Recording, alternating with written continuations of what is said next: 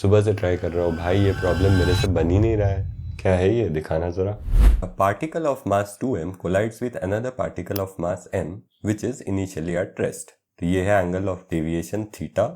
Assuming the collision to be perfectly elastic, the maximum angular deviation theta of the heavier particle. हाँ भाई, ये simple problem नहीं बन रहा है। भाई ये सिंपल प्रॉब्लम नहीं है, ये जेईई एडवांस 2025 का सबसे हार्डेस्ट इजी प्रॉब्लम है। क्या मतलब? अगर तेरे को एक छोटा सा कॉन्सेप्ट पता है तो ये प्रॉब्लम करने में तेरे को 1 मिनट भी नहीं लगेगा। कौन सा कॉन्सेप्ट? पहले बता, तू कैसे सॉल्व कर रहा था?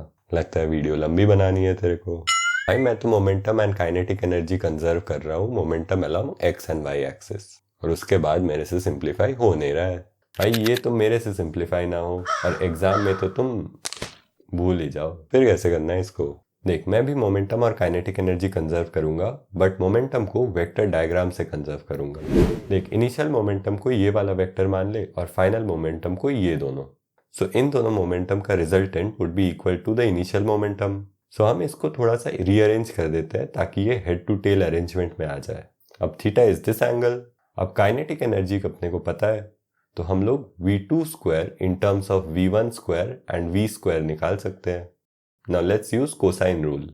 सब्स्टिट्यूट, इसको सिंप्लीफाई करने के बाद आता है ये एक्सप्रेशन।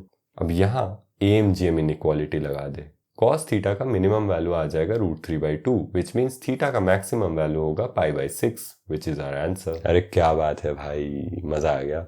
अच्छा, अब एक ट्विस्ट देता हूँ, ये सबसे आसान तरीका नहीं है। क्या?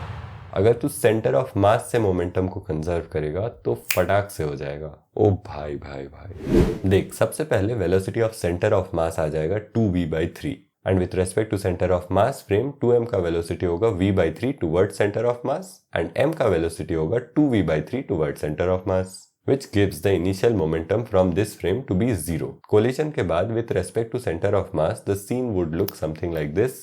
But the most amazing thing is दोनों पार्टिकल के speed before and after collision same रहेंगे individually to satisfy conservation of momentum and kinetic energy equations. अब velocity of center of mass is given by this vector.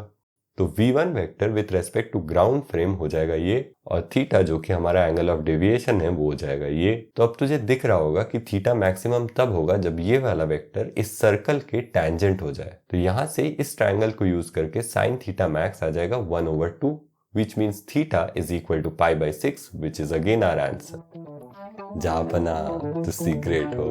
तो रुक जाओ।